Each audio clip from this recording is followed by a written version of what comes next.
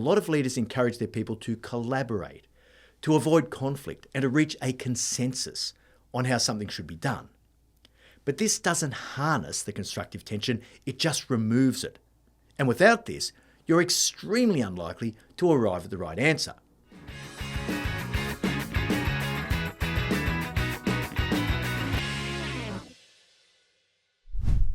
Welcome to Moments with Marty, your short, sharp shot of leadership insight to help you to stay on track between our weekly episodes of the No Bullshit Leadership podcast.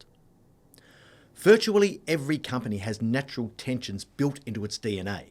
For example, there's the classic friction point between sales and operations.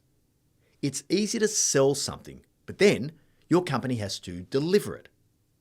Salespeople have a natural tendency to oversell a product, sometimes to the point where it's almost impossible for the company to deliver that product profitably. To find a balance between sales and operations requires a comprehensive dive into these natural tensions. Another example is the natural conflict between a CFO and an asset owner, especially in an industrial business. The CFO wants to minimise capital expenditure because they're monitoring critical metrics like return on assets. The CFO's job is to limit the amount of capital that the business deploys.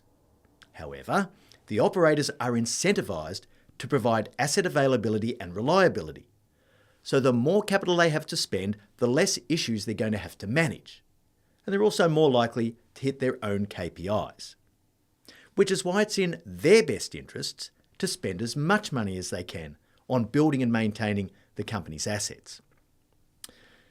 How do you manage these natural tensions so that people work together to achieve the best outcome for the company, not just for their immediate team?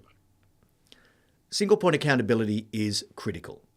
It has to be clear who the decision maker is for every initiative that your company undertakes.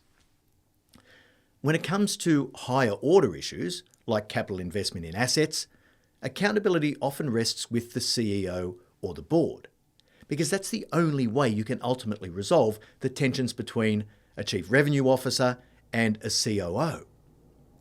But no matter what level the accountability resides, a clear decision has to be made by an accountable executive, who's in a position to weigh the relative merits of competing positions. If you're a leader trying to balance natural tensions, there are a few cardinal sins that you could make. One of the worst you can commit is dumbing down your team. Now, a lot of leaders encourage their people to collaborate, to avoid conflict, and to reach a consensus on how something should be done. But this doesn't harness the constructive tension, it just removes it. And without this, you're extremely unlikely to arrive at the right answer. More often than not, consensus decisions deliver the worst outcomes. Because when you seek consensus, the focus shifts from solving the problem to appeasing the people. It pushes you to the lowest common denominator, and what you end up with is a decision that everyone can live with, but no one is really happy with. This is reason number 426 for overcoming your conflict aversion. If you don't learn to sit comfortably in the middle of your team's natural tensions, you'll leave a lot of value on the table.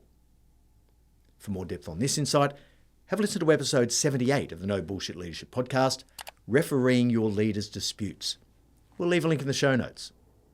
I really hope you enjoyed this moment and that it gives you that extra little spark to be a no bullshit leader.